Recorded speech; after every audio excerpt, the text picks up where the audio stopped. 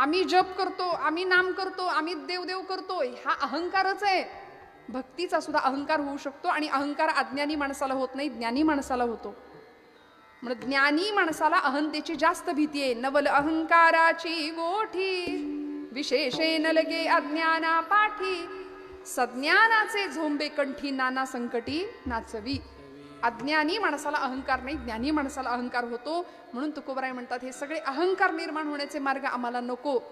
योग याग विधी येणे नोहे सिद्धी, वायाची उपाधी दंभ धर्म. आणि देवाला ॲलर्जी आहे ती दंभाची, देवाला अहंकाराची प्रचंड ॲलर्जी आहे, त्याला आवडत नाही. यद्यत कर्म करोमि तत्तदखिलम शंभोत आराधनम. हे सगळं तुलार्पण आहे भगवंता भोलेनाथा, हे प्रामाणिकपणे मनात यायला पाहिजे. म्हणून तर रोहिडेश्वराच्या डोंगरावरती रायरेश्वराच्या शिवशंभू महादेवाच्या पिंडी समोर 150 मावळ्यांच्या धारोष्ण रक्ताचा अभिषेक शिवशंभू महादेव छत्रपती शिवाजी महाराज करतात आणि म्हणतात हे राज्य व्हावे ही तो माझी इच्छा. असं म्हणले नाही, हे राज्य व्हावे ही तो श्रींची इच्छा. भोलेनाथांना सांगितलं देवा विषप्राशुनी जगतासया दिधली सुधा करुणा करा. देवा सगळं विष प्राशन तुम्ही केलं समुद्र मंथनाच्या वेळी, पण जगाला अमृत मात्र तुम्ही आम्हाला दिलं. तसं आम्हालाही हे विष प्राशन करण्याची ताकद द्या. आणि आता तुम्हाला आम्ही वंदन करतो. आमच्या सैन्याचा जागर सुद्धा हर हर महादेव हाच ठरेल.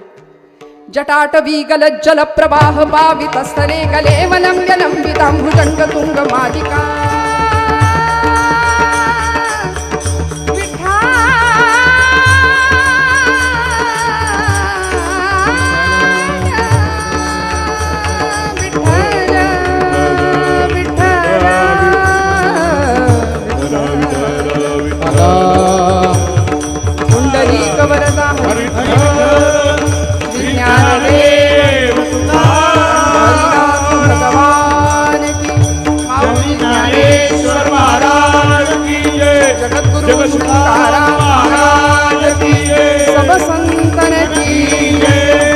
पार्वती पते हर हर हर छत्रपती श्री शिवाजी महाराज धर्मवीर छत्रपती महाराज हर हर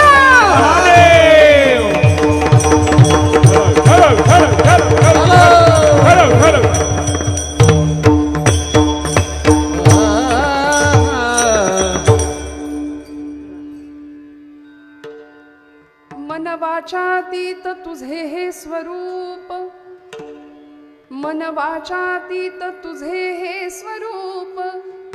म्हणून या माप भक्ती केले, भक्तीची या मापे मोजितो अनंता. इतराने तत्वता न मोजवे. योग याग तपे देहाची या योगे, ज्ञानाची या लागे न सापडसी. भक्तीची या मापे मोजितो अनंता, इतराने तत्वता न मोजवे. तुका म्हणे आम्ही भोळ्या भावे सेवा, घ्यावी जी केशवा करीतो ऐसी. भक्तीची या मापे मोजितो अनंता, इतराने तत्वता न मोजवे. श्री पंढरीशा पतित पावना, श्री पंढरीशा पतित पावना, एक विज्ञापना पाया एक विज्ञापना पायापासी, एक विज्ञापना पायापासी. श्री पंढरीच्या पतित पावना, एक विज्ञापना पायापासी, एक विज्ञापना पायापासी. श्री पंढरीच्या पतित पावना, विज्ञापना पायापासी, एक विज्ञापना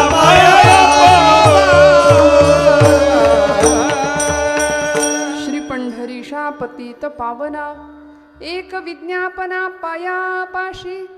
अनाथ जीवाचा तू काज कैवारी, ऐसी चराचरी ब्रिदावळी पांडुरंगा करू प्रथम नमन दुसरे चरण संतांची या त्यांच्या कृपादाने कथेचा विस्तारू बाबाजी सद्गुरु दास तुका ओम नमो ज्ञानेश्वरा करुणाकरा दयाळा तुमचा अनुग्रह लाधलो पावन झालो चराचरी मस्तक हे पायावरी या वारकरी संतांच्या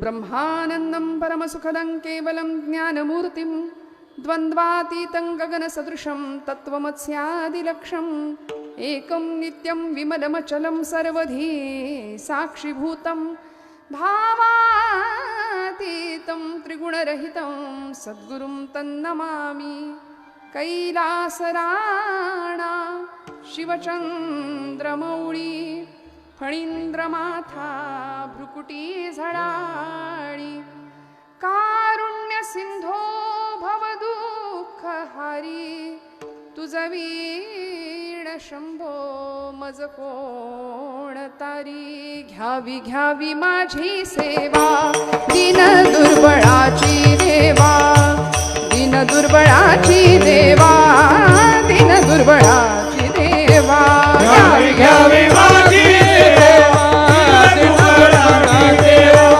दीन दुर्बळाची देवा दीन दुर्बळाची देवा घ्यावी घ्यावी माझी सेवा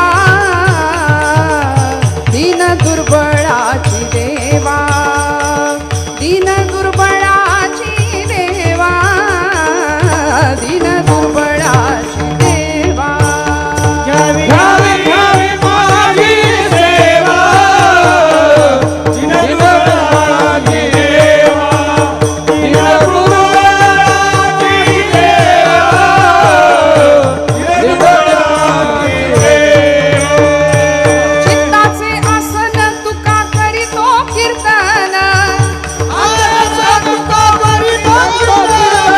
चित्ताचे आसन तुका करीतो कीर्तन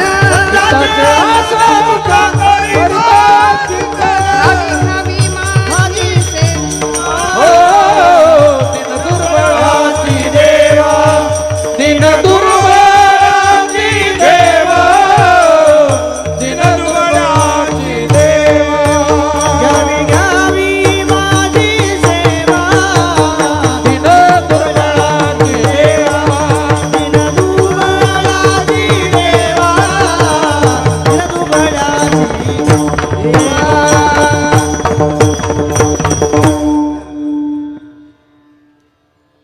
योऽन्तः प्रविश्य मम वाचमिमां प्रसुप्तां सञ्जीवयत्यखिलशक्तिधरस्वधाम्नाम् अन्यांश्च हस्तचरणश्रवणत्वगादीन् प्राणान् नमो भगवते पुरुषाय तुभ्यं वचनायिका कमळापती माझी रंकाची विनंती कर जोडितो कथे काळी आपण असावे जवळी घेई घेई माझी भाक जरिका मागेन आणिक कर जोडितो कथे काळी आपण असावे जवळी तुकया बंधू म्हणे देवा शब्दै तुका चिरा खावा कर जोडितो कथे काळी आपण असावे जवळी प्रभो तुम्ही महेशाची या मूर्ती मी दुबळा अर्चितसे भक्ती बोल जरी गंगावती तरी स्वीकाराल की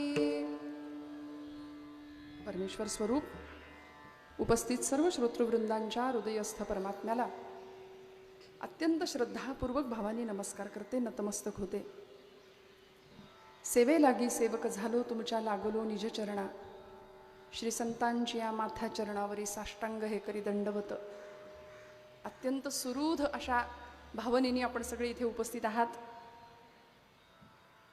आजच्या या सप्ताहाच्या द्वितीय दिवसाच्या कीर्तन सेवेसाठी निवडलेला अभंग श्रीमंत जगद्गुरु श्री संत श्रेष्ठ श्री तुकोबाराय वैराग्य राग रसिक भक्तीचे वल्लभ भक्तिज्ञान वैराग्याचं युतीपर्व महाराष्ट्रामध्ये गाथेच्या रूपाने मांडणारे जगद्गुरु संत श्रेष्ठ श्री तुकोबाराय यांचा 4 चरणांचा बहुत जनांच्या पाठांतरातला आणि परिचित असा गोड अभंग निरूपणाकरता घेतलाय की ज्या अभंगामध्ये जगद्गुरु संत श्रेष्ठ श्री तुकोबाराय अखिलकोट ब्रह्मांड नायक असलेल्या त्या विधात्याचं परमेश्वराचं स्वरूप सांगतात आणि त्या स्वरूपाला किंवा त्या भगवंताला प्राप्त करण्याचा सहज सोपा सुलभ मार्ग या अभंगात सांगतायत. विठ्ठल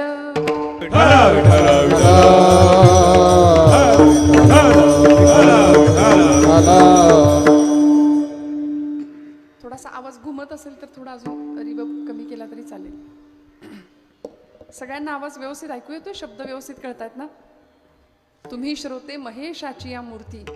ज्ञानोबरायांनी परब्रह्म स्वरूपातल्या श्रोत्यांचं किती मोठं गुणगान गायलंय आणि प्रत्येक श्रोत्याच्या अंतःकरणात असलेलं हृदयस्थ असलेलं तत्व, आत्मतत्व, परमतत्व, त्या तत्वाला या गादीवरून नमस्कार करते.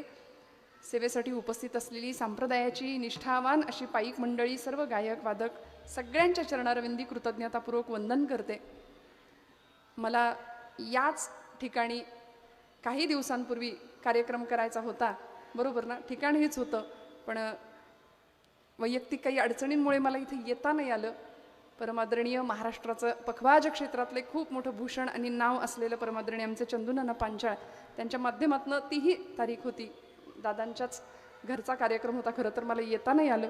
पण आज पुन्हा एकदा या महाशिवरात्रीच्या परमपर्वकाळाच्या निमित्ताने महेशदादा स्पोर्ट्स फाउंडेशनच्या माध्यमातून यांच्या अत्यंत सुंदर अशा आयोजनातून चालू असलेला हा अखंड हरिनाम सप्ताह आणि महाराष्ट्रातल्या नामवंत कीर्तनकारांना आपण इथं पाचारण केलंय.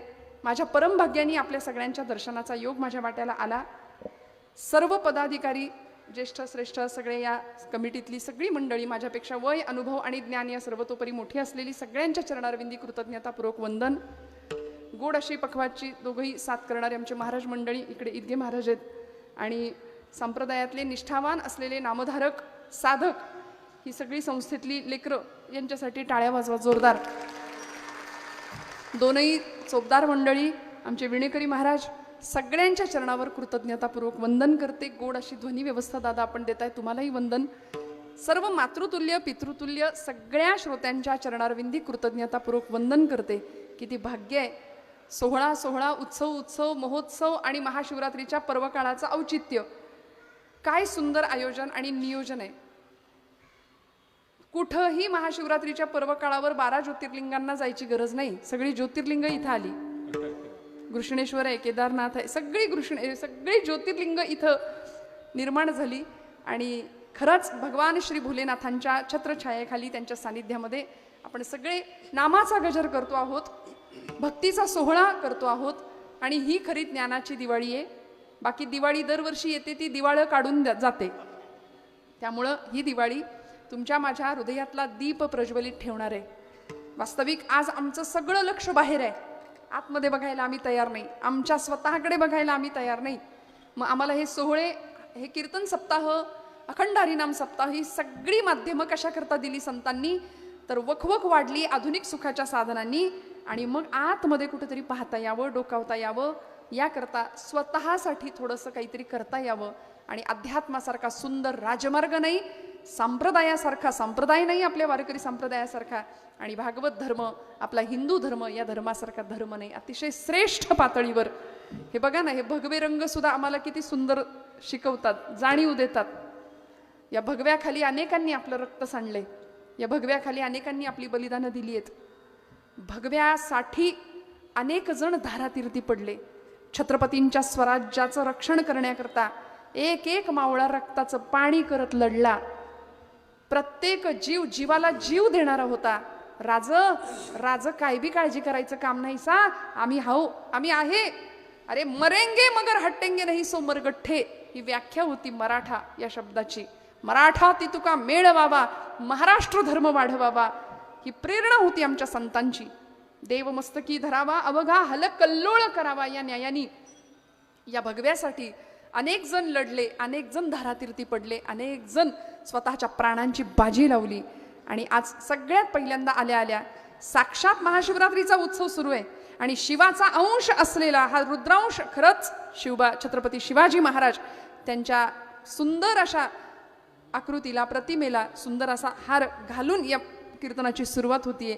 हे जास्त भावलं. अतिशय सुंदर पद्धतीने आपलं आयोजन आहे.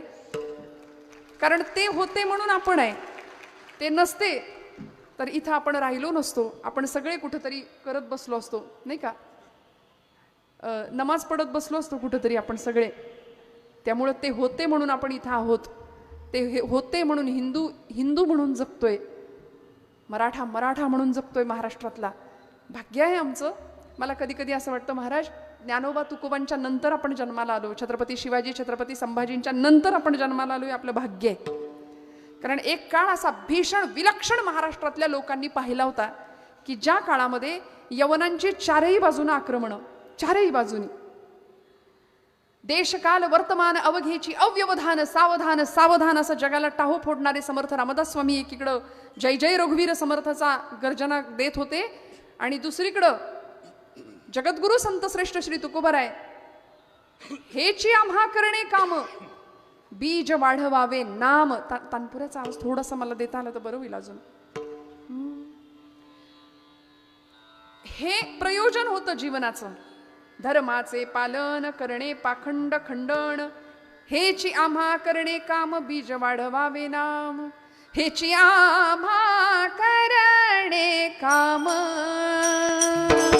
हेची आम्हा करणे काम हेची आम्हा करणे काम हेची आम्हा करणे काम हेची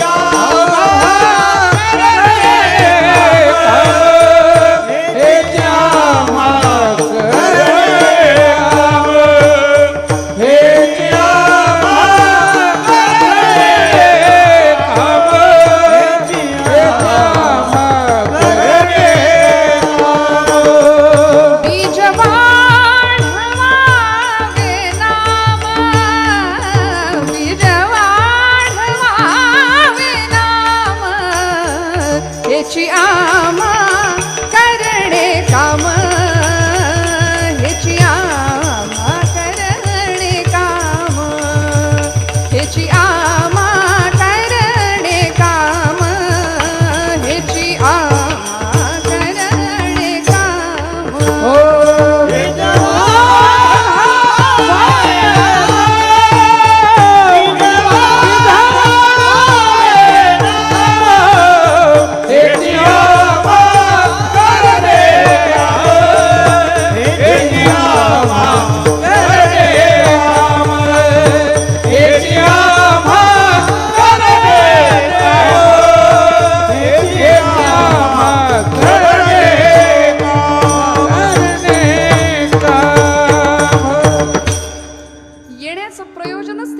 हेची आम्हा करणे काम बीज वाढवावे नाम.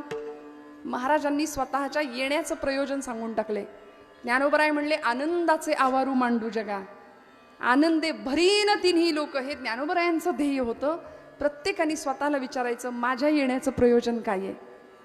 ज्या काळामध्ये चारही बाजूंनी यवनांची आक्रमणं या महाराष्ट्राच्या भूमीमध्ये होत होती, ज्ञान कलंकित झालेलं, शौर्य भयभीत झालं होतं, तारुण्य दिशाहीन झालेलं, वार्धक्य निराधार झालेलं, चारित्र्याची होळी पेटत होती आणि त्या होळीत आमची माणसं आमच्याच माणसांना टाकून शिमगा साजरा करत होती. अशा वेळी सर्व संघाचा परित्याग केलेले आमचे सगळे संत महात्मे समाज स्वास्थ्याचं संजीवन कुठं मिळेल का याचा शोध घेत अंतर्बाह्य करचळत होते. घटिका गेली पळा गेली तास वाजे झणाणा आयुष्याचा नाश होतो रामकारे म्हणाना. रामोपासना जगाला दिली जात होती. महाराष्ट्राचं कुलदैवत असलेलं पंढरीश पांडुरंग परमात्म्याची उपासना काही मंडळी करत होती. आणि अशा अवस्थेमध्ये पुण्याच्या वेशीला चपलांचं एक तोरण टांगलं गेलं होतं. स्मशान झालं होतं पुनवडीचं, मुख्य पुण्याचं. एक पहार ठोकली होती आणि त्या पहारेवर एक मानवाची कवटी अडकवली होती. जणू काही या तीन गोष्टी सांगत होत्या की जर पुन्हा या भूमीमध्ये, पुण्याच्या भूमीमध्ये स्वराज्य निर्माण करण्याचा प्रयत्न केला तर त्याच्या घराची अशी मसनवट करू म्हणून. गाढवाचा नंगर फिरवला होता या भूमीवरनं. कित्येक ब्राह्मणी गुजरणी भ्रष्टविल्या, किती एक देशांतरा त्या विकिल्या, किती एक हाल होवो निमेल्या. अशी भीषण परिस्थिती ज्या महाराष्ट्र भूमीने पाहिली, ज्या आपल्या पुण्याच्या भूमीने पाहिली, त्याच पुण्याच्या भूमीमध्ये 1630 साली शिवनेरीवर जन्म झाल्यानंतर पुढच्या 5 वर्षानंतर बरोबर पुण्याच्या भूमीमध्ये सोन्याचा फाळ लावलेल्या नांगरांनी ही भूमी नांगरून घेतली राजमाता आऊसाहेब जिजाऊंनी आपल्या बाळाकडून, छत्रपती शिवरायांकडून. आणि डोळ्यात अंजन बघितलं, स्वराज्याचं स्वप्न पाहिलं की बाळा हे सगळं तुला करायचंय. कारण ते छोटं बाळ आईला विचारत होतं, राजा विचारत होते की आऊसाहेब कुठाय माझा वाडा, कुठाय माझा घोडा, कुठाय माझं सैन्य. जिजामातोश्रींनी सांगावं, इथं वाडा नाही, इथं घोडा नाही, इथं सैन्य नाही, हे सगळं तुम्हाला निर्माण करायचंय राजे, कराल का? मोठी माणसं आयत्या घरात राहत नाहीत, ती घरं बांधतात आणि मग राहतात. हा संस्कार ज्या भूमीनी दिला, ज्या भूमीनी फक्त त्याग पाहिला, बलिदान पाहिलं, अशा भूमीतली आम्ही माणसं आहे. धन्य भूमी पुण्य देश जेथे वैष्णवाचा वास, धन्य भूमी पुण्य देश, धन्य भूमी पुण्य देश, धन्य भूमी पुण्य देश. जेथे वैष्णवाचा वास, धन्य भूमी पुण्य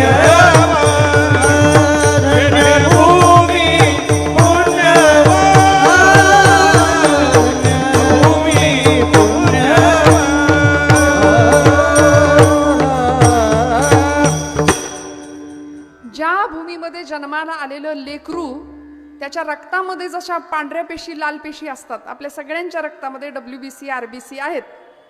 पण अजून एक विशेष गोष्ट आहे, आपल्या सगळ्यांच्या रक्तामध्ये ज्ञानोबा आहेत, तुकोबा आहेत, छत्रपती शिवाजी आहेत आणि छत्रपती संभाजी आहेत. कारण आम्ही त्यांचे पाईक आहोत, आम्ही त्यांचे वारसदार आहोत, आम्ही त्यांच्या पाऊल वाटेवरनं चालणारी माणसं आहे. संप्रदायाने एक सुंदर विचार भागवत धर्माच्या संप्रदायाने या भूमीला दिलाय. आणि या भूमीमध्ये ज्ञानोबांपासून अविरतपणे सगळ्या संतांचं एकच व्रत होतं, जगाच्या कल्याणा संतांच्या विभूती, देह कष्टभीती परोपकारे. मग इथे आल्यानंतर ज्या परमेश्वराच्या कृपाशीर्वादाने आमचा जन्म आहे, आमचं जीवन आहे, त्या भगवंताला आम्ही विसरतोय आणि मनुष्य आपलीच फजिती करून घेतोय. किती वेळा जन्मा यावे नित्य व्हावे फजित. भोलेनाथांचा उत्सव आहे. नाथ संप्रदायाची परंपरा ज्ञानोबरायांना लाभली. आदिनाथ गुरु सकळ सिद्धांचा मच्छिंद्रतयाचा मुख्य शिष्य. मच्छिंद्राने बोध गोरक्षासी केला, गोरक्ष वळला गहिनी प्रती, गहिनी प्रसादे निवृत्ती दातार ज्ञानदेव सार चोजविले. माऊली म्हणतात हा ज्ञानो निवृत्तीने केला. आदिनाथांच्या पासून सुरू झालेली परंपरा ज्ञानोबराय मोठ्या अभिमानानं सांगतात की आमची ही परंपरा साधीसुधी नाही, भगवान भोलेनाथांच्या पासून आलेली आहे. आणि आदिनाथ, आदि अनादि असलेला भगवंत देव आदी आहे आणि आपण सगळे कोण? आमचे गुरुजी म्हणायचे देव आदी, आपण सगळे नादी, कुठल्या ना कुठल्या नादात अडकलेले नाही का. म्हणून तर ज्या वाटेनी चालायला पाहिजे ती वाट आम्हाला दिसत नाही, त्या वाटेनी चालत नाही. मग कुणी या मार्गाने जातं, कुणी त्या मार्गाने जातं आणि जीवनामध्ये सुख नावाची गोष्ट किंवा आनंद नावाची, समाधान नावाची गोष्ट न मिळाल्यामुळे माणूस कायम पुनरपि जननम पुनरपि मरणम पुनरपि जननी जठरे शयनम या चक्रामध्ये अखंड सापडत राहतो, अखंड फिरत राहतो. म्हणून त्या भगवंताला ओळखायचं राहून जातं. ज्या भोलेनाथांचा उत्सव आहे ना, ते भगवंत कसे आहेत बघा. सुभाषितकार म्हणाले गात्रम भस्म सितं सितंच हसितं हस्ते कपालं सितं कंठे हार सितः सितस्तु वृषभः कर्णे सिते कुंडले गंगाफेन सिता सितामल जटा भाले सितश्चंद्रमा सोयम सर्वसितः करोतु भगवान पापक्षयं शंकरा. गात्रम भस्म सितं. देव कसे आहेत? भोलेनाथ स्मशानात राहतात. काय स्वरूप आहे देवाचं? संहाराची देवता असं म्हटलं जातं भोलेनाथांना. पण भोलेनाथांसारखं भोळं देवत्व नाही. म्हणून राक्षसांनी सुद्धा लवकर प्रसन्न होणारी देवता कुठली असं त्यावेळी देवर्षी नारदांना विचारावं. त्यावेळी सगळे भोलेनाथांचीच उपासना करायचे ना. हवा तो वर देऊन रिकामे व्हायचे भोलेनाथ. आशुतोष हे त्यांचं नाव आहे, लगेच प्रसन्न होणार आहे. बरं, दिसायला रंग कापरासारखे सुंदर आहेत देव, गोरे आहेत. कर्पूर गौरम करुणावतारम संसार सारम भुजगेंद्रहारम असं भगवंत आहे. मग त्याचं भस्मलेपनामुळे भोलेनाथांचं शरीर हे पांढरं शुभ्र आहे म्हणाले. गात्रम भस्मसितम सितंच हसितम हस्ते कपालम सितम, हातामध्ये एक भिक्षापात्र आहे ते सुद्धा पांढरं आहे. कंठे हार सित सितस्तु वृषभहा, गळ्यामध्ये हार आहे तो पांढरा आहे. पुढे नंदी आहे, वृषभ म्हणजे तो सुद्धा पांढरा आहे सांगितलंय. कर्णे सीते कुंडले, कानामध्ये असलेली कुंडल पांढरी आहेत. गंगा फेन सीता सीतामल जटा, गंगेचा प्रवाह भगवंतांच्या मस्तकातून वाहतोय. गंगा डोक्यावर घेतली देवानी. का हो? हिमालयातनं येणारा गंगेचा प्रपात इतका भीषण होता की सगळा सजीव सृष्टी वाहून गेली असती, म्हणून भगवंतांनी गंगेचा प्रकल्पच डोक्यावर घेतला नाही का. तिला अडवलं, मस्तकावर गंगा घेतली. ज्या जटेतून ती गंगा वाहतीये ती जटा सुद्धा पांढरी आहे म्हणाले. गंगा फेन सीता सीतामल जटा भाले सीतश्चंद्रमा, मस्तकावर चंद्र धारण केलाय. आणि मग असे भगवान कसे आहेत? सोयम सर्वसितः करोतु भगवान पापक्षयम शंकराः. शम नाम कल्याण, जे आमचं कल्याण करतात, आमच्या पापांचं हरण करतात, असे हे भोलेनाथ आहे. सांब सदाशिव असं भोलेनाथांना आम्ही म्हटलंय. ज्या भोलेनाथांच्या या उत्सवासाठी आपण सगळे इथं एकत्रित आहोत, सप्ताहाची सगळी रचना खूप दिवसांपासून नियोजनबद्ध केली गेली आहे. मला सांगा आता आपलं काम काय आहे की त्या भगवंताच्या स्वरूपाची आम्हाला ओळख करून घेता आली पाहिजे. बरोबर आहे ना. आणि तो देव कुठे सापडेल? तो देव बाहेर नाही सापडणार, तो आत बघावा लागेल. आचार्य जगद्गुरु शंकराचार्यांनी निर्वाण षटक लिहिलं आणि तो शिव आम्हाला कुठे मिळेल? बाहेर नाही मिळणार. अहम निर्विकल्पो निराकार रूपो. आमची अवस्था कशी झाली पाहिजे म्हणाले? निराकार झाली पाहिजे, निर्विकल्प झाली पाहिजे, तेव्हा ते शिवतत्व हृदयात सापडेल. अहम निर्विकल्पो निराकार रूपो विभुर्व्याप्य सर्वत्र सर्वेंद्रियाणि सदा मे समत्वं न मुक्तिर्न बंध चिदानंद रूप शिवोहम शिवोहम चिदानंदरूप शिवोहम शिवोहम. न मे मृत्युशंका न मे जाति भेद पिता नैव मे नैव माता न जन्म न बंधुर्न मित्रं गुरुर्नैव शिष्यश्चिदानन्दरूप शिवोहम शिवोहम चिदानन्दरूप शिवोहम शिवोहम. महा अपूर्ण असलेला जीव त्या पूर्ण असलेल्या शिवतत्वापर्यंत जर पोहोचायचा असेल, जीवाला पूर्णत्व मिळायचं असेल, तर जीव विसरून चालणार नाही की मी कुठून आलोय.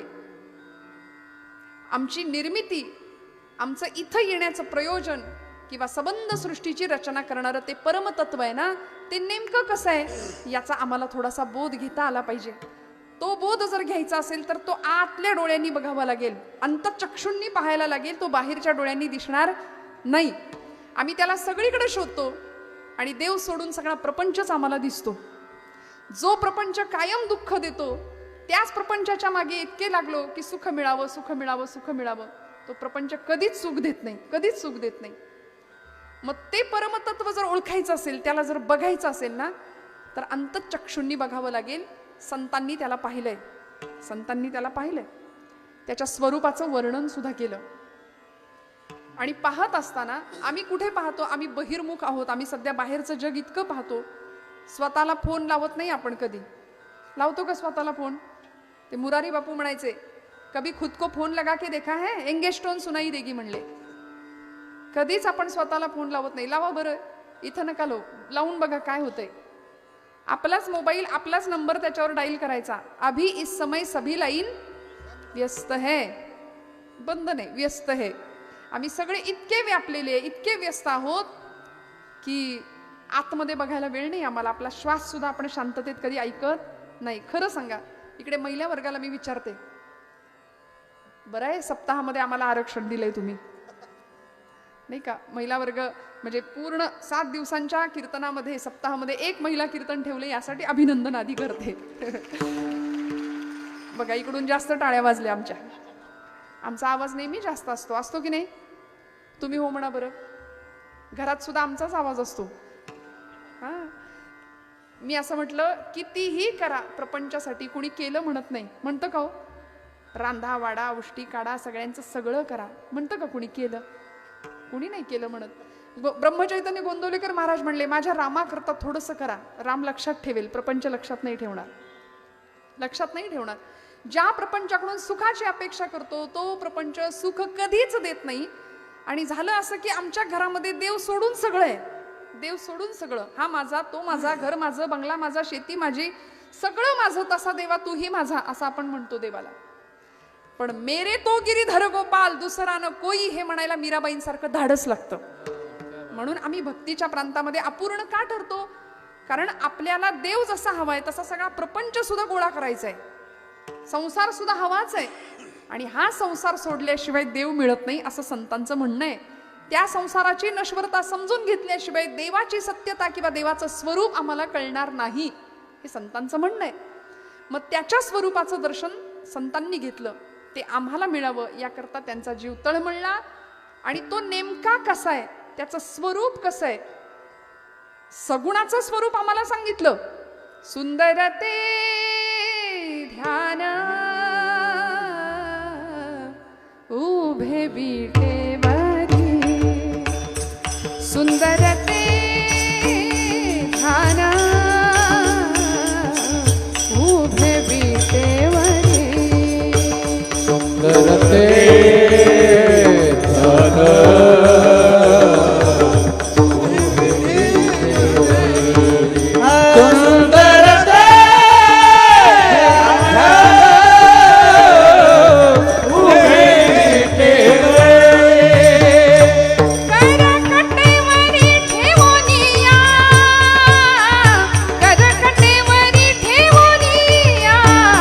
तुळशी हार गळा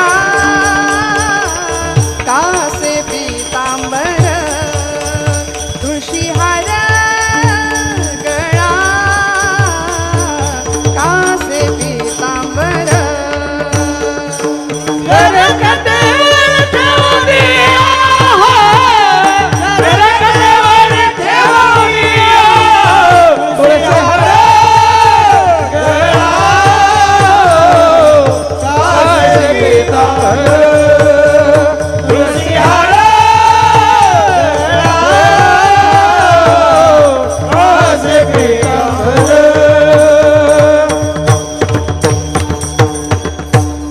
देवाच्या सगुण रूपाचं वर्णन आमच्या सगळ्या संतांनी केलंय. नाथबाबांना विचारलं देव कसा आहे? कृष्ण मूर्ती होय गे, कळो आली सोय गे, प्राणाचाही प्राणू पाहता, प्राणाचाही प्राणू पाहता, सुख सांगो काय गे, तुळशी हार गळा गे, कस्तुरीचा टिळा गे, तुळशी माळ गळा गे, कस्तुरीचा टिळा गे. रूप सावळे सुकुमार, रूप सावळे सुकुमार, रूप सावळे सुकुमार, रूप सावळे सुकुमार. काणे कुंडल मकराकार, काणे कुंडल मकराकार, मकराकार सुकुमार, रूप सावळे सुकुमार, रूप सावळे सुकुमार. कानी कुंडले मकराकार, कानी कुंडले मकराकार, मकराकार सुकुमार, रूप सावळे सुकुमार, रूप सावळे सुकुमार.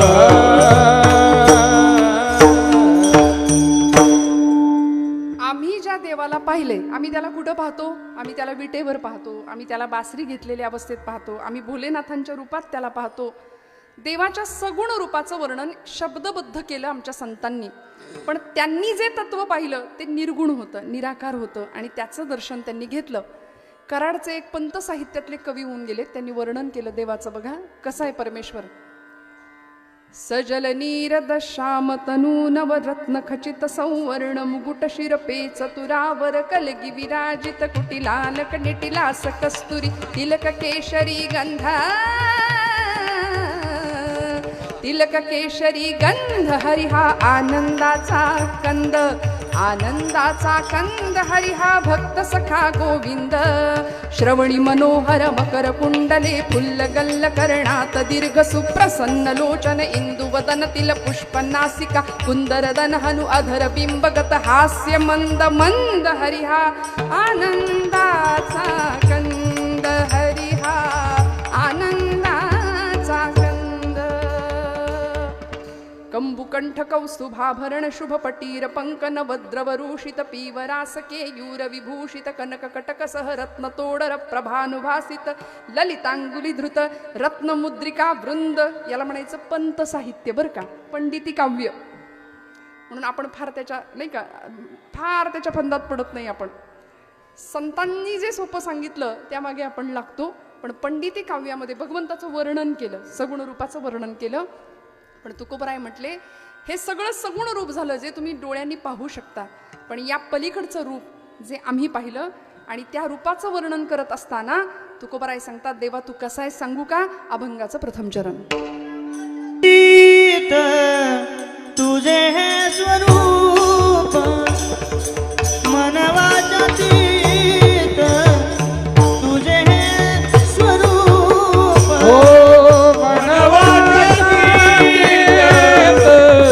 तुझे हे स्वरूप मनवाचतीत तुझे हे स्वरूप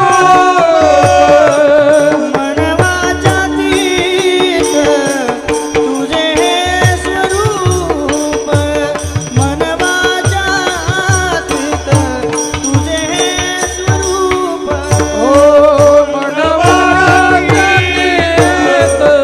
तुझे हे स्वरूप मनवाचतीत तुझे हे स्वरूप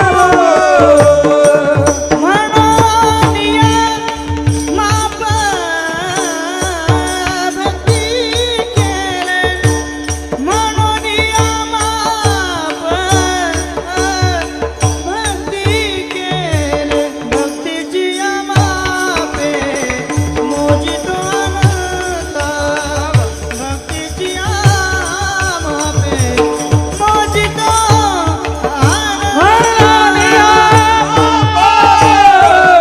भक्ती केली मननिया मापे भक्ती केली भक्तीची मापे मोजित अनंता भक्ती मापे मोजित अनंता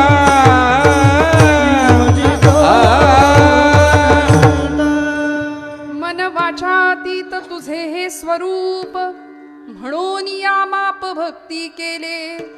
तुकोबराय म्हणाले देवा तुझ्या स्वरूपाचं जर वर्णन करायचं झालंच तर तू कसा आहेस. मन वाचातीत तुझे हे स्वरूप. तुझं वर्णन वाणीनी करता येत नाही, तुझं वर्णन मनाच्या साह्याने करता येत नाही. जिथं बुद्धी थकते, जिथं मन थकतं आणि जिथं वाणी सुद्धा थकते. तैतरीय उपनिषदकार म्हणाले यतो वाचो निवर्तन्ते अप्राप्य मनसा सह. म्हणाले वाणी जर देवाचं वर्णन करायला गेली तर वाणी थकून माघारी येते, वाचा थकते, मन मनाला सुद्धा काही प्राप्त होत नाही. असा तू भगवंत आहेस. भागवताच्या मंगलाचरणामध्ये देवाचं स्वरूप सांगितलं. सच्चिदानंद रूपाय विश्वोत्पत्त्यादि हेतवे तापत्रय विनाशाय श्रीकृष्णाय वयं नमः. देव सच्चिद आनंद स्वरूप आहे. म्हणून तुकोबराय म्हणतात मन वाचातीत तुझे हे स्वरूप. तुझं वर्णन करायला गेलो की आम्ही थकून जातो, कारण तू त्या सगळ्याच्या पलीकडे आहे.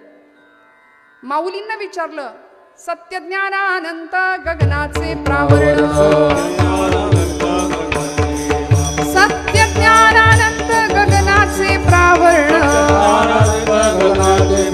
नाही रूप वर्ण गुण जेथ नाही रूप वर्ण गुण जेथे नाही रूप वर्ण गुण जेथे महियान श्रुती सांगते. तो अणू इतका सूक्ष्म आहे आणि आकाशा इतका विशाल आहे. हत्ती होऊन हत्तीच्या देहात राहतो, मुंगी होऊन मुंगीच्या देहात राहतो. तुका म्हणे व्यापक नभा होई अणूचाही गाभा, असं त्याचं स्वरूप आहे. विश्वरूप दर्शन योगामध्ये देवाला पाहिलं अर्जुनाने. कसा होता देव? सहस्त्र शीर्षा सहस्त्राक्ष, इतकं मोठं त्याचं व्यापक स्वरूप. ते बघण्याकरता आधी दिव्य दृष्टी द्यावी लागली, तेव्हा तो बघू शकला. नाही तर पाहणं कुणाचंही काम नाही. अनंतरुबाहू दरवक्त नेत्रम पश्चामि त्वाम सर्वतोऽनंतरूपम नांतम न मध्यम न पुनस्तवादिम पश्यामी विश्वेश्वर विश्वरूपम. ज्याला अंत नाही, आदी नाही आणि मध्य नाही, असा भगवंत आहे.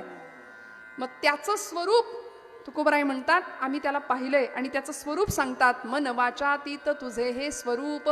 त्याच्या स्वरूपाचं वर्णन करायला जेव्हा वेदांनी सुरुवात केली तेव्हा वेद मौनावला अशी अवस्था आहे.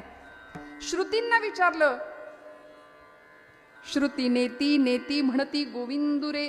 श्रुतींनी सांगितलं न इति न इति. देव असा आहे का? देव असा नाही. नेमका कसा आहे सांगता येत नाही. म्हणून महाराज म्हणले मनाने तुझं वर्णन करता येत नाही, कारण आमचं मन इतकं नष्ट भ्रष्ट आणि कुलिष्ठ आहे. सगळीकडे धावतं पण इथं येत नाही. सगळीकडे जातं ते.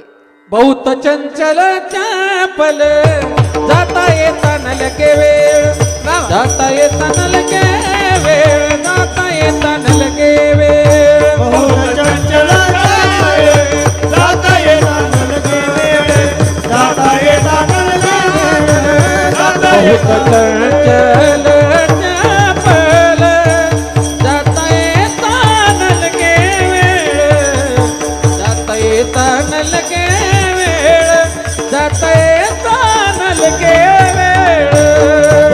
चंचल चपल जाता येता न लगे वेळ, जाता येता न लगे वेळ, जाता येता न लगे वेळ. क्या बात आहे. वा वा, टाळ्या वाजवा खणखणीत. 7ला सुरू होणारी एक्सप्रेस आपली जरा 7:30ला सुरू झाली, त्याच्याही पुढे, त्यामुळे ती जास्त जलद पळतीये नाही का. बहुत चंचल चपळ जाता येता न लगे वेळ. महाराजांनी प्रमाण दिलं. मनाची अवस्था कशी आहे? चंचल आहे. भगवद्गीतेमध्ये अर्जुनाने डिग्र्या लावल्या या मनाला. चंचलम ही मन कृष्ण प्रमाथी बलवदृढम तस्याहम निग्रहम मन्ये वायोरिव सुदुष्करम. हे मन अत्यंत चंचल आहे. दृढ म्हणजे हट्टी आहे, बलवान आहे, ऐकतच नाही. आई वडिलांच्या तक्रारी असतात. कार्टा आमचं दिवसातनं किती वेळा आई म्हणते, मेला ऐकतच नाही, किती सांगा त्याला. म्हणलं बहिरा ऐका तो. नाही तसं सगळं ऐकू येतं पण सांगितलेली गोष्ट ऐकत नाही, सांगितलेल्या आज्ञेचं पालन करत नाही. हे मन असंच आहे, सगळं ऐकतं पण इकडे यायला तयार नाही. मनोहित विविधम प्रोक्तम शुद्धमच्या शुद्धमेवच. एक अशुद्ध मन आहे, एक शुद्ध मन आहे. विकारांनी भरलेलं मन अशुद्ध आहे आणि विकार विरहित मन हे शुद्ध मन आहे. आणि देव कुठं असतो? देव इंद्रियाणाम मनश्चास्मी. जर मनाच्या ठिकाणी देव आहे तर शुद्ध मनाच्या ठिकाणी, सात्विक मनाच्या ठिकाणी तो आहे. कारण हे मन अनेक विषयांचं चिंतन करत राहतं. कीर्तनात सुद्धा खरं सांगा, तुम्ही जागे आहेत का आता? म्हणजे तुम्ही इथं मनाने उपस्थित आहात का? काहींच्या मना अशा हालतायत. नाही, देह बसलाय पण मन आहेच याची खात्री नाही आहे ना. खात्री आहे ना. मला खात्री वाटेल असं बसा.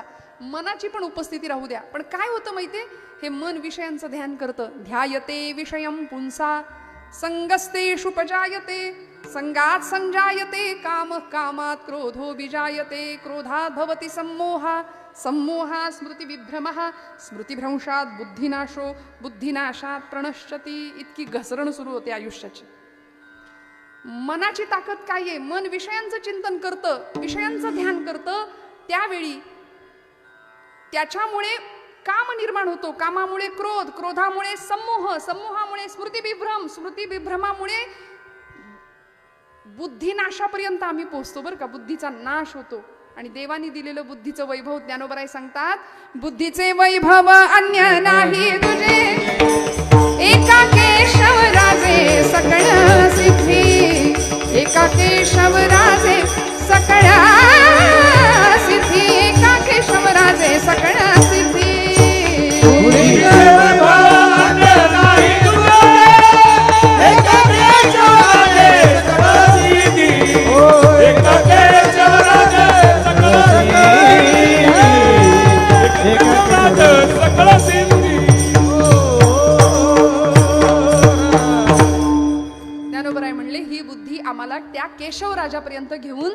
जाते बघा, पण कुठली बुद्धी? जी शरण जाते ती बुद्धी.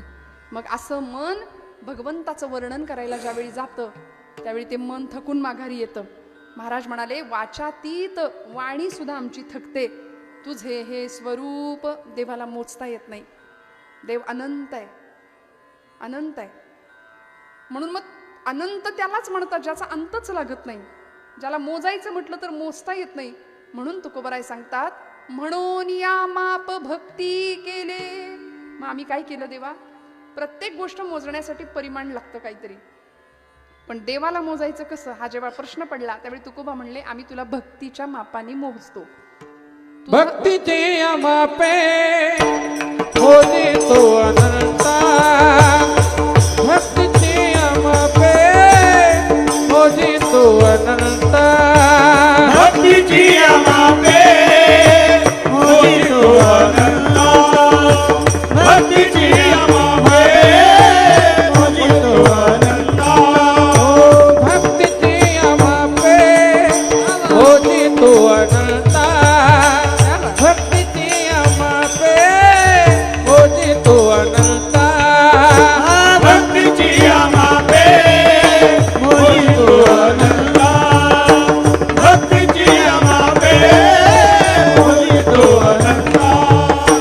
इतराने तत्वता नमदावे, इतराने तत्वता नमदावे, भक्तीची मापे मोठी तो अनंता, भक्तीची मापे मोठी तो अनंता, इतरांनी तत्त्वाला मोजावे, इतरांनी तत्त्वाला मोजावे, भक्तीची मापे मोठी तो अनंता, भक्तीची मापे मोजितो अनंता.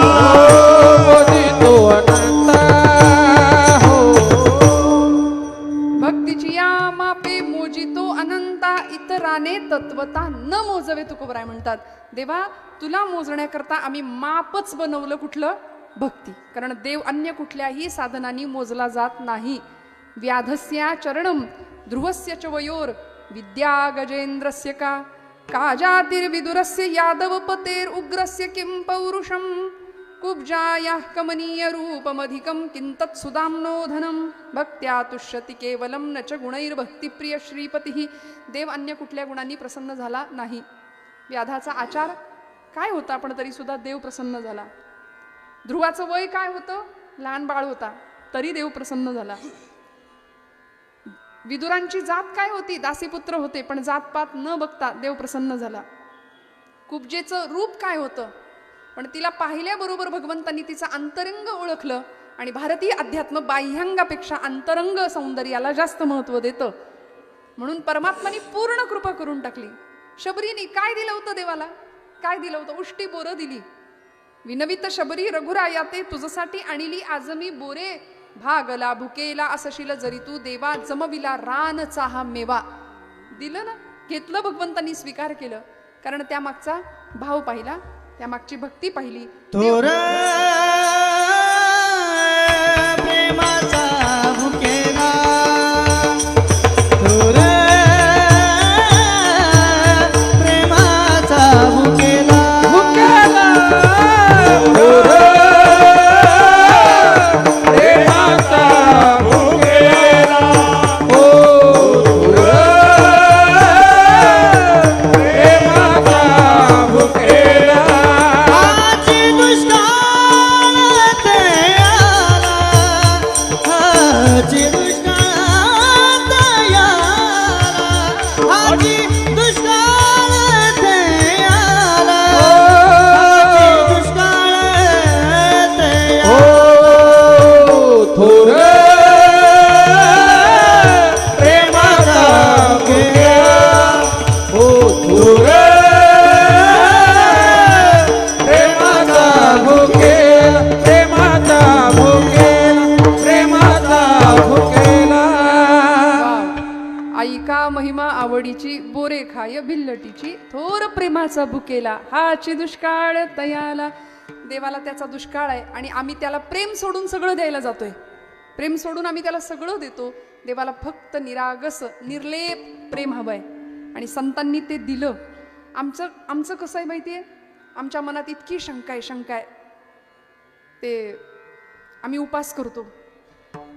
आता महाशिवरात्र पर्व काळ आहे, महाशिवरात्रीला सगळे उपास करणार आपण. महाशिवरात्रीच्या निमित्ताने प्राचार्य शिवाजीराव भोसले नाव महाराष्ट्रातलं व्याख्यान क्षेत्रातलं आपण सगळ्यांनी ऐकले. प्राचार्य असं म्हणायचे, आम्ही इतके अशी माणसं आहे ना, अध्यात्म सुद्धा असं करतो. महाशिवरात्रीच्या उपासा दिवशी त्या भोलेनाथाला असा प्रश्न पडत असेल, हे त्यांची वाक्य आहेत प्राचार्यांची. ते म्हणायचे, त्या भोलेनाथांना प्रश्न पडत असेल की हा मानव नावाचा प्राणी पृथ्वी तलावरचं सगळं अन्न आजच्याच दिवशी खातोय की काय. इतकं ताट भरलेलं असतं, खरं सांगा असतं की नाही. एरवी नाही, पण त्या दिवशी म्हणजे आम्ही फराळ म्हणतो त्याला. फराळ नाव उच्चारताना सुद्धा तोंड गरगरीत होतंय आमचं.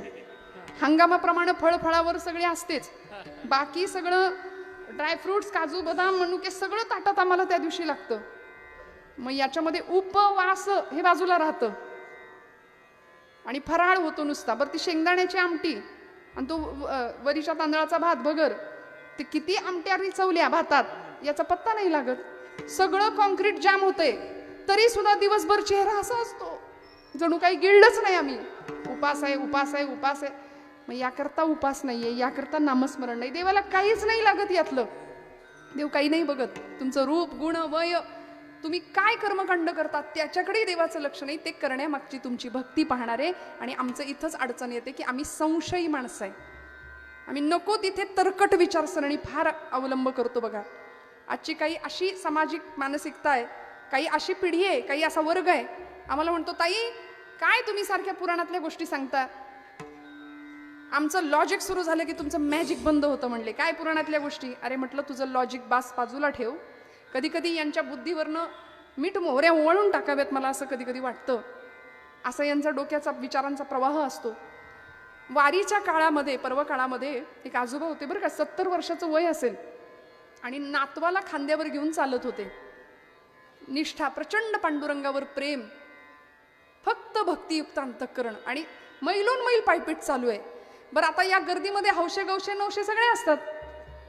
मग त्याच्यामध्ये रील बनवणाऱ्यांची संख्या अलीकडे खूप असते, रील बनवून घेणाऱ्यांची संख्या खूप असते. सोशल मीडियाचा काळ आहे.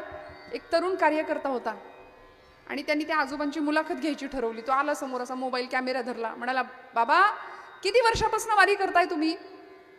त्या म्हाताऱ्या गृहस्थानी त्या बाबांनी उत्तर दिलं, लेकरा तसं काही आठवत नाही म्हणले कधीपासून वारी करतोय, पण माझा नातू जसा माझ्या खांद्यावर बसलाय तसा मी माझ्या आज्याच्या खांद्यावर बसून यायचो तेव्हापासून मी वारी करतोय म्हणले. निष्ठा होती, समर्पण होतं. त्या कार्यकर्त्यांनी त्या तरुणांनी पुढचा प्रश्न विचारला. म्हणले एवढे वर्ष वारी करता. म्हणले हा. मग दिसला का पांडुरंग, भेटला का पांडुरंग. याला म्हणायचं हे तरकट. म्हणून तुकोबाराय म्हणले, नको नको देवा तार्किकांचा संघ. फार तरकट माणसाच्या संगतीत राहायचं नाही. असे प्रश्न येतात. पांडुरंग शास्त्री आठवले यांना, म्हणजे दादा म्हणायचे लोक, त्यांना स्वाध्याय परिवाराचे प्रणेते होते. त्यांना एका साधकाने प्रश्न विचारला होता. म्हणाले, दादा ज्ञानी कुणाला म्हणायचो, खूप ज्ञानी कुणाला म्हणायचं. ते म्हणले, ज्याचा चेहरा एरंडेल प्यायल्यासारखा असतो की नाही तो म्हणले ज्ञानी ओळखायचा. म्हणजे अशा मख्ख चेहऱ्याने काही माणसं बसतात. मी तुमचं नाही सांगत, तुम्ही छान बसलाय, हसताय, मला प्रतिसाद देताय, काही म्हणणं नाही माझं. पण काही ठिकाणी अशी माणसं असतात, काही नाही, कुणाच्या घेण्यात नाही देण्यात नाही. म्हणजे आपण हसलो तर आपण आध्यात्मिक ठरणार नाही की काय, असं बहुतेक काहीतरी वाटत असावं. म्हणजे माणसं कपड्याला इस्त्री करतात इथपर्यंत ठीक आहे, चेहऱ्याला पण इस्त्री करावी का हो, नाही का. कुणाच्या तरी घेण्यात असावं, देण्यात असावं. राम राम भेटलं तर विचारावं एकमेकांना दिलखुलास. कारण आपल्या बोलण्याने दुसऱ्याच्या हृदयातला विठ्ठल डोलला पाहिजे, असं आमचं बोलणं असलं पाहिजे. ही आचारसंहिता आहे आमच्या संप्रदायाने आम्हाला दिलेली. अहो त्या कार्यकर्त्यांनी वाजवायचेत का, मनापासून वाजवायचेत का. खरं सांगू का, हे टाळीसाठी अजिबात नसतं. फक्त ही यातली जी वाक्य आहेत ना, त्या गृहस्थांनी काय सांगितलं ते ऐका. ते बाबा काय म्हणले पुढे ऐका. त्या कार्यकर्त्यांनी प्रश्न विचारला. म्हणले, बाबा एवढे दिवस वारी करताय, दिसला का पांडुरंग, भेटला का पांडुरंग, काय सारखं पांडुरंग पांडुरंग करता. ते बाबा म्हणले, नाही रेकरा, मला नाही दिसला पांडुरंग. नाही दिसला तरी पण वारी करता. हो म्हणे, तरी पण करतो. आता बसा घरी म्हणले, उठलेलं बसवत नाही, बसलेलं उठवत नाही. कुडीत प्राण आहे तोपर्यंत वारी करणार म्हणले, करणार वारी. आता त्या बाबांनी, त्या आजोबांनी त्या तरुणाला एक प्रश्न विचारला. म्हणले, लेकरा मला इतका वेळ तू भरपूर प्रश्न विचारले, मी तुला एक प्रश्न विचारू का? तो म्हणला हां विचारा. त्या बाबांनी सांगितलं, तुम्ही घरी कुत्रा पाळता का रे? कुत्रा पाळता का? तो म्हणाला हो आम्ही कुत्रा पाळतो. आम्ही शहरी माणसं, आमचा कुत्रा आमच्या फ्लॅटमध्ये सुद्धा असतो, घरात असतो, किचनमध्ये फिरतो. एक वेळ आई वडील नसतील घरात, त्यांना राहायला जागा नसेल, पण कुत्र्याचे भरपूर लाड आम्ही करतो, आमचा कुत्रा असतो आमच्या घरात. ते म्हातार बाबा म्हणले, आम्ही गावाकडची माणसं, शेतकरी माणसं, आम्ही पण कुत्रा पाळतो बाळा, पण आमचा कुत्रा कधी घरात नाही येत. घराच्या मागच्या अंगणात, बाहेरच्या अंगणामध्ये स्वामिनिष्ठ इमानदार घराची राखण करतो. सुगीच्या दिवसामध्ये जर धान्याची रास पडली ना तर आमच्या वस्तीचं तो रक्षण करतो. आणि मध्यरात्रीच्या वेळी एखादा चोर जर वस्तीत शिरला तर आमचा कुत्रा भुंकतो. त्याचं भुंकणं ऐकून त्याच्या पलीकडच्या वस्तीतला कुत्रा भुंकायला सुरुवात करतो. त्याचं भुंकणं ऐकून त्या पलीकडच्या वस्तीतला कुत्रा भुंकायला सुरुवात करतो. असं करता करता करता त्याच वेळी 15-20 कुत्री एका वेळी भुंकायला सुरुवात करतात. चोराला कुणी पाहिलंय? चोराला कुणी पाहिलं होतं? फक्त एका कुत्र्याला, एका कुत्र्याने. पण 15 कुत्र्यांना कळतं की आता काहीतरी अडचण आहे, आपल्याला भुंकावं लागेल. ते बाबा म्हणले, तुझ्या डोक्यात नाही का रे प्रकाश पडला अजून? अरे येड्या, प्राण्यांना कळतं आपल्या कुणावर तरी विश्वास ठेवायचा असतो. मी नाही बघितला पांडुरंग, पण माझ्या ज्ञानोबांनी पाहिलाय, माझ्या तुकोबांनी पाहिलाय पांडुरंग. बास त्या वाटेवरनं आम्ही चालणार आणि आम्हाला तो दिसणार. भक्तीच्या मापाने त्याला मोजलं. योगिया दुर्लभ तो म्या देखिला साजणी, योगिया दुर्लभ तो म्या देखिला साजणी. योगिया दुर्लभ तो म्या देखिला साजणी, योगिया दुर्लभ तो म्या देखिला साजणी. पाहता पाहता मनान पुरे धणी, पाहता पाहता मनान पुरे धणी, देखिला देखिला माये देवांचा देव हा, देखिला देखिला माये देवांचा देव हो देखिला देखिला देवाचा देव, देखिला देखिला देवाचा देव,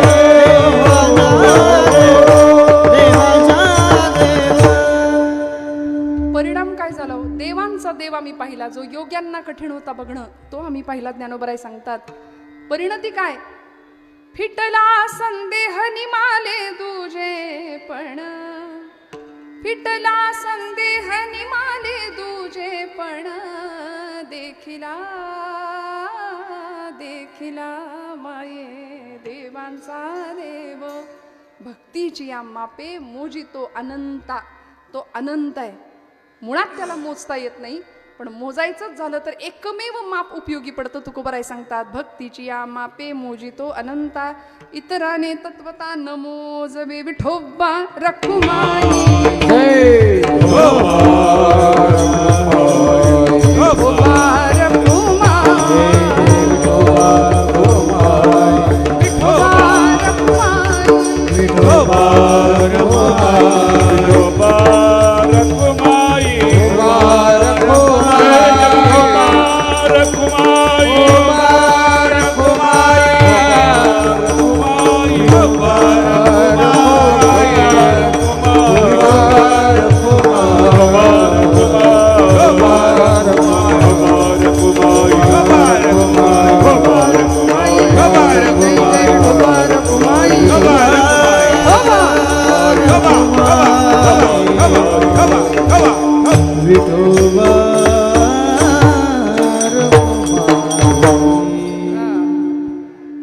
अनंत या शब्दाचा अर्थ आहे मोजता येत नाही, त्याची गणना करता येत नाही. आपण त्या देवाला काय म्हणतो? अनंत कोटी ब्रह्मांड नायक. अशी अनेक ब्रह्मांड आहेत. आणि तुकोबराय म्हणतात अनंत ब्रह्मांडे उदरी. असा तो केवढा मोठा असेल बघा ना. अशी अनंत ब्रह्मांड ज्याच्या उदरात आहेत, असा हा बालक होऊन नंदाच्या घरी आलाय खेळायला. हरी हा बालक नंदा घरी. मग तो जो अनंत परमात्मा आहे त्याला कसं पाहता येतं? अनंता तुला कोण पाहू शके, अनंता तुला कोण पाहू शके, अनंता तुला कोण पाहू शके. तुला गातसा वेद झाले मुके, वेद सुद्धा मुके झाले. मती मंद अंधा कसा तू दिसे, तुझी रूप तृष्णा मनाला आसे, अनंता तुला कोण पाहू शके, अनंता तुला कोण पाहू शके. तुझा ठाव कोठे कळेना जरी, गमे मानसा चातुर्य माधुरी. तरुवल्लरीना भुकी मी पुसे, तुम्हा निर्मिता देव कोठे वसे, अनंता तुला. कसं बघायचं त्याला? त्याला मोजायचं कसं? सोनं मोजताना पाहिलंय का कधी? तुम्ही म्हणाल काय विचारता ताई, सोनं मोजताना पाहिलंय? महिला वर्ग कसं मोजतात सोनं? काय परिमाण आहे? बोला ना, जागे आहेत ना सगळे? जागे आहेत ना आपण? सोनं मोजण्याचं परिमाण काय? ग्रॅम, तोळा. ते कशात मोजलं जातं? साधन काय? सोनं मोजण्याकरता वस्तू काय वापरली जाते? तराजू वापरला जातो. छोटासा तराजू असतो. आता इलेक्ट्रिक मशीन असते. कुठं ठेवला जातो तो तराजू? कुठं? काचेच्या हवाबंद पेटीच्या अगदी आतमध्ये. म्हणजे किती सुरक्षितता, किती खबरदारी आहे. काय मोजायचंय? सोनं. मग किती खबरदारीने सोनं मोजतो बघा. धुळीचा कण जरी पडला तरी वजनात फरक आहे. मोजायचंय काय? सोनं. आता हा नियम कोळशाच्या वजनाला आहे का? कोळसा मोजताना हा नियम आहे का? लागेल का काचेची पेटी त्याला? जिथं सगळं काळच करायचंय तिथे हा नियम लागत नाही. सुवर्ण मोजताना आपण जेवढी खबरदारी घेतो का? कारण धातूनाम अस्मि कांचनम असं भगवंत विभूती सांगतात की सोन्याच्या ठिकाणी देव आहे. मग देवाला मोजत असताना किती खबरदारी घ्यावी लागेल? तुकोबराय म्हणतात देवा तुला आम्ही भक्तीच्याच मापाने मोजणार आहे. कारण तू तेव्हाच मोजला जाशील, तेव्हाच माळ्या सावत्या असं खुरपू लागे, सजन कसा या विकू लागे मांस. हे चमत्कार तेव्हा घडतील जेव्हा तुला आम्ही भक्तीच्या मापाने मोजू. आणि देव मोजला गेला. तुका म्हणे त्याचा देव सर्व भार चालवी, कामार होऊन या गडी झाला, सेवक झाला, दास झाला. का हो? कारण महाराज म्हणतात योग याग तपे देहाची या, योगे ज्ञानाची या, लागे न सापडसी. सगळी साधनं देहाशी संबंधित आहे. आणि या सगळ्या कर्मामुळं आम्हाला भक्तीचा सुद्धा अहंकार निर्माण व्हायची शक्यता असते. मी कीर्तन केलं, अहंकार आहे. सात्विकतेचा सुद्धा अहंकारच असतो. आम्ही जप करतो, आम्ही नाम करतो, आम्ही देवदेव करतोय, हा अहंकारच आहे. भक्तीचा सुद्धा अहंकार होऊ शकतो. आणि अहंकार अज्ञानी माणसाला होत नाही, ज्ञानी माणसाला होतो. म्हणून ज्ञानी माणसाला अहंतेची जास्त भीती आहे. नवल अहंकाराची गोठी, विशेषे न लगे अज्ञाना पाठी. सज्ञानाचे झोंबे कंठी, नाना संकटी नाचवी. अज्ञानी माणसाला अहंकार नाही, ज्ञानी माणसाला अहंकार होतो. म्हणून तुकोबराय म्हणतात हे सगळे अहंकार निर्माण होण्याचे मार्ग आम्हाला नको. योग याग विधी येणे नोहे सिद्धी, वायाची उपाधी दंभ धर्म. आणि देवाला ॲलर्जी आहे ती दंभाची. देवाला अहंकाराची प्रचंड ॲलर्जी आहे, त्याला आवडत नाही. यद्यत कर्म करोमि तत्तदखिलम शंभो तवाराधनम. ही सगळं तुला अर्पण आहे भगवंता भोलेनाथा. हे प्रामाणिकपणे मनात यायला पाहिजे. म्हणून तर रोहिडेश्वराच्या डोंगरावरती रायरेश्वराच्या शिवशंभू महादेवाच्या पिंडीसमोर 150 मावळ्यांच्या धारोष्ण रक्ताचा अभिषेक शिवशंभू महादेव छत्रपती शिवाजी महाराज करतात आणि म्हणतात हे राज्य व्हावे ही तो माझी इच्छा. असं म्हणले नाही, हे राज्य व्हावे ही तो श्रींची इच्छा. भोलेनाथांना सांगितलं देवा विषप्राशुनी जगतासया दिधली सुधा करुणा करा. देवा सगळं विष प्राशन तुम्ही केलं समुद्र मंथनाच्या वेळी, पण जगाला अमृत मात्र तुम्ही आम्हाला दिलं. तसं आम्हालाही हे विष प्राशन करण्याची ताकद द्या. आणि आता तुम्हाला आम्ही वंदन करतो. आमच्या सैन्याचा जागर सुद्धा हर हर महादेव हाच ठरेल. जटाटवी गलज्जल प्रवाह पावित स्थले कलेवलंब्य लंबितांभुजंग तुंग मालिका डमड्डमड्डमड्डमन्निनाद वड्डमर्वयं चकार चण्ड ताण्डवं तनोतु न शिव शिवम्. जटाकटाः सम्भ्रम भ्रमन्निलिम्ब निर्झरी विलोल वीचि वल्लरी विराजमान मूर्धनि धगत् धगत् धगत् ज्वलल्ललाट पट्टमावते किशोर चन्द्रशेखरे रथ प्रतीक्षणं मम. धराधरेन्द्र नन्दिनी विलास बन्धु बन्धुरस्फुरन्ति गन्त सन्तति प्रमोदमान मानसे कृपाकटाक्ष धोरणे निरुद्ध दुर्धरापदि क्वचित् दिगम्बरे मनो विनोद मेदु वस्तुनि. हर हर श्री शिवाजी महाराज की सैन्याचा जागर होता हर हर महादेव. प्रत्येक मावळा हर हर महादेवाचा गर्जना केली ना, रक्त असं उसळत होतं, संचारत होतं. का हो? कारण भोलेनाथांना समोर ठेवलं होतं छत्रपतींनी. आई भवानी तुळजा भवानी महाराष्ट्राची कुलस्वामिनी होती. आम्ही भक्तीच्या मापानी देवा तुला मोजलं. हे तुकोबरायांचं वचन अंगीकारलं होतं. योग याग तपे देहाची या योगे ज्ञानाची या लागे न सापडसी. त्यामुळे आता देवाला जर मिळवायचं असेल तर त्याला बाहेर शोधून जमणार नाही, आत मिळवावं लागेल, आत शोधावं लागेल. मंथुनी नवनीता तैसे घे अनंता. तो अनंत आतमध्ये मिळेल. दुधामधलं लोणी शोधायचं असेल तर त्याकरता काय करावं लागतं? काय करावं लागतं? घुसळावं लागतं. आता घुसळणं राहिलं नाही. खरं सांगा, काही घरांमध्ये असेल, पण पूर्वीसारखं आता घुसळणं नाही रे. आता सगळं इन्स्टंट आहे. मग जसं दुधातलं लोणी दिसायचं असेल तर घुसळावं लागेल, तसा देहातला चक्रपाणी दिसायचं असेल तर घुसळावं लागेल. आणि घुसळणं म्हणजे भजन. बोला सगळे, हातानी टाळी, मुखानी नाम विठ्ठल विठ्ठल विठ्ठल विठ्ठल. टाळी टाळी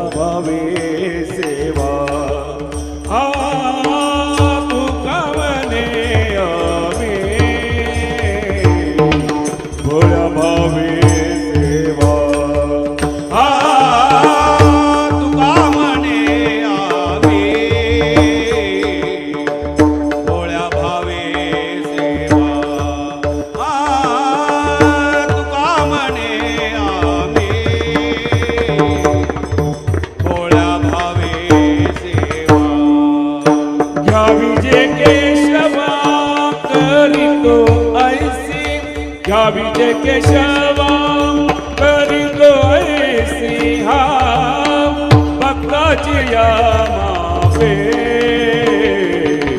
मोजितो अनंता हा भक्ताची या मापे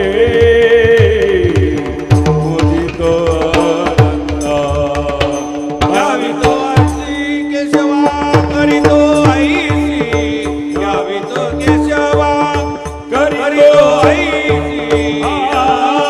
भक्तीची या मापे मोजितो अनंता भक्तीची या मापे मोजितो अनंता इतराने तत्वता मोजावे आ,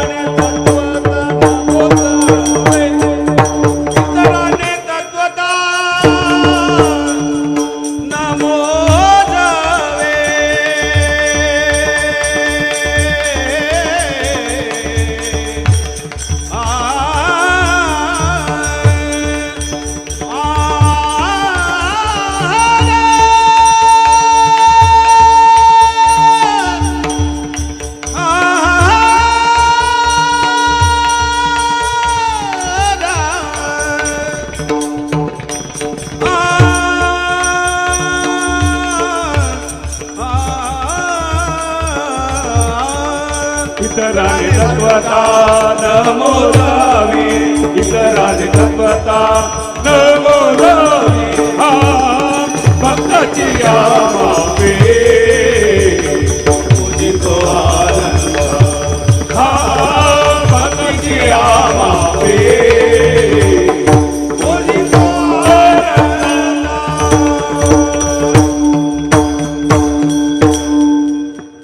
तुका म्हणे आम्ही भोळ्या भावे सेवा घ्यावी जी केशवा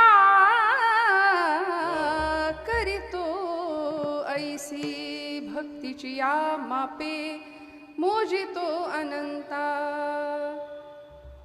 जे जे जगी जगते तया जे जे जगी जगते तया ती ती ना जे जे जगी जगते तया माझे म्हणा करुणा करा सर्वात्मका सर्वेश्वरा सर्वात्मका सर्वेश्वरा गंगाधरा शिवसुंदरा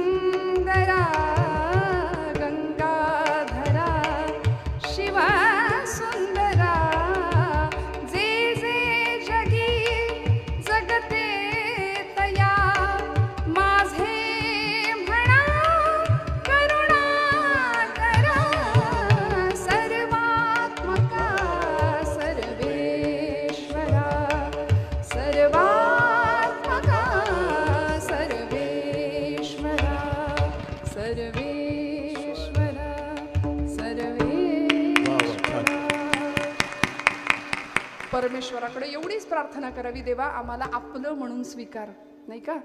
भक्तीच्या मापाने तो मोजला जातो. तुकोबरायांचं उत्तर आहे. तुका म्हणे भोळ्या भावे सेवा घ्यावी जी केशवा करीतो ऐसी. देवा आमची सेवा ही भोळ्या भावाची आहे. बघा, देवाला भोळा भावच आवडतो. भोळं म्हणजे वेडं नाही. आपण म्हणतो काय भोळं आहे, भोळं म्हणजे येडं नसतं. ज्ञानानंतरची आलेली ती सहजता असते. भोळा भाव म्हणजे वेडा भाव नाही, भगवंताला तोच आवडतो. आणि सेवा सांगितली तुकोबरायांनी. या स्वराज्याचे एक इंजिनियर होते, हिरोजी काका इंदलकर. काय केलं हो? रायगडाचं बांधकाम केलं. राजांनी बोलावून घेतलं, काय बक्षिसी द्यायची? हिरोजी काका म्हणाले, राजा काहीच बक्षीस नको, बक्षीस नको, माझ्याकडून सेवा घडली आहे, मला एकच द्या. पूर्ण बांधकाम झाल्यानंतर या रायगडाच्या पायथ्याला एक चिरा बसवतो माझ्या नावचा, त्याच्यावर फक्त नाव लिहितो, काय? सेवेचे ठाई तत्पर हिरोजी इंदलकर. उद्या भविष्यामध्ये हजारो मावळे तुमच्या दर्शनाला ज्यावेळी या पायऱ्या चढून येतील, त्यावेळी माझ्या नावावर, माझ्या चिरावर हजारो मावळ्यांच्या पायाची धूळ पडेल, त्यावेळी माझं जीवन सार्थकी होईल. जो या ज्ञानाचा कुरुठा ते तर सेवा हा दारवंठा, जो स्वाधीन करी सुभटा ओळगोनी. ज्ञानोबराय सेवेचं दार सांगतात. देवाच्या घरात पोहोचायचं असेल तर, देवाच्या घरात जायचं असेल तर दार सांगितलं सेवेचं. त्यामुळे सेवा तुकोबराय म्हणतात, आमची गोड मानून घ्या भगवंता. कशाला कुणाचा द्वेष करायचा, ईर्ष्या करायची, मत्सर करायचा? सांगा ना.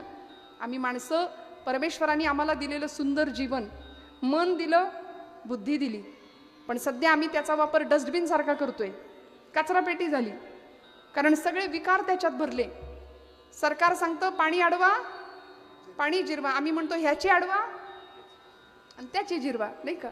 हे सगळं करण्यापेक्षा ईर्षा नको, द्वेष नको, मत्सर नको, कोण्याही जीवाचा न घडो मत्सर, वर्म सर्वेश्वर पूजनाचे. ही पूजा सांगितली संतांनी. खरं सांगू का, अंतःकरणातलं देवपण आणि मनाचं बालपण कधीच संपू द्यायचं नाही. अजून एक सांगून जाईल, देवाकडे उभं राहून, हात जोडून, देवाकडे बघून, देवाकडे तोंड करून आपण जे मागतो आणि देवाकडे पाठ केल्यानंतर आपण जे वागतो, त्याच्यावर बऱ्याच गोष्टी ठरतात बरं का. त्यामुळे माणूस दोन प्रतिमात जगतो, एक जगाला दिसणारी आणि एक वस्तुस्थितीत असणारी. त्यामुळे देवाला काय आवडतं, देव आपलं अंतर्मन पाहणारे. बस शुद्ध अंतःकरणाने भगवंताची पूजा, भक्ती आणि त्या भक्तीच्या मापाने देवाला मोजता येतं. हा शुद्ध भाव तुकोबरायांचा या अभंगामध्ये प्रतीत झाला. झालेली सेवा भगवंत चरणावर समर्पित करते. बोलत असताना काही वेडवाकडं गेलं असेल तर मोठ्या अंतःकरणाने क्षमा करा. संप्रदायाचे सर्व निष्ठ, एकनिष्ठ असलेले नामधारक, साधक, गायक, वादक, सर्व आमची संप्रदायाची ही सगळी बालवारकरी सगळ्यांच्या चरणारविंदी कृतज्ञतापूर्वक वंदन करते. गोड अशी पखवाजाची थाप देणारी आमची महाराज मंडळी. मी नेहमी असं म्हणते, थापा आपण बऱ्याच मारतो, मारता की नाही तुम्ही? मारतो ना आपण, सगळे थापा मारतो. अहो, 4 बायका एकत्र जमल्या तर सगळ्या भोसरीचं वर्तमानपत्र तिथं मिळतं म्हणे. याचं काय झालं, त्याचं काय झालं, तिचं ती तशीच, तुला म्हणून सांगते, असं आपण सगळ्या गावाला सांगत सुटतो. असं महिला वर्गाला बऱ्याचदा बोललं जातं. तुम्ही म्हणाल, ताई महिला असून आमची निंदा करता का? निंदा नाही करत, पण एक सांगते, आपण आपले विषयच बदलूया. आपण असं म्हणायचं, आज किती ओव्या वाचलेस ग ज्ञानेश्वरीच्या? आज हरिपाठ केलास का ग तू? आज किती गाथाचे अभंग वाचले? आणि हे त्यांना नाही, आपल्याला पण आहे. हे सगळ्यांसाठी आहे, हे सगळ्यांसाठी आहे. त्यामुळे असा सुंदर जीवनाचा आलेख आमचा उंच होत जावा आणि पूर्णत्वाकडे आमचं जीवन जावं. मी म्हटलं, थापा आपण बऱ्याच मारतो, पण अशी थाप असावी की जी देवाला डोलायला भाग पाडावी. गोड नानांचं वादन आहे, आमच्या इदगे महाराजांचं वादन आहे, आणि आपण सगळीच मंडळी, महाराज मंडळी, आमच्या मावशी आहेत, दोनही चोपदार, सगळ्यांच्या चरणावर कृतज्ञतापूर्वक वंदन. संयोजकांनी सेवेची संधी दिली त्याबद्दल मनापासून आभार आणि कृतज्ञतापूर्वक वंदन करून सेवेला विराम देते. विठ्ठल जय जय.